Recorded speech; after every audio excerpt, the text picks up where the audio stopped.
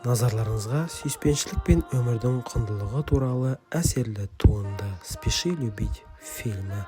Фильмнің басты кейіпкері мектептегі танымал бірақ жауапсыз Лэндон Картер. Бір оқиғадан кейін ол жазаланып, мектеп театрына қойылымға қатысуға міндеттеледі.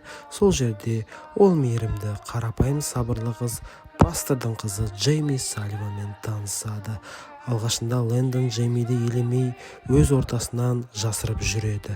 Алайда уақыт өте келе, оның жан сұлулығына, мейірімділігіне және де адалдығына ғашық болады. Олар бірге көп уақыт өткізіп, бір-біріне жақындай түседі. Бірақ Джейми Лэндонға ауыр сыр ашады. Оның лейкемия дерті бар еді. Лэндон сүйікті қызының жанынан табылып, оның армандарын орындауға көмектеседі. Соңғы күндерін бақытты қатолы ету үшін Лэндон Джеймимен үйленеді. Джейми өмірден өткен соң да оның махаббаты Лэндонды жақсы адам болуға жетелейді.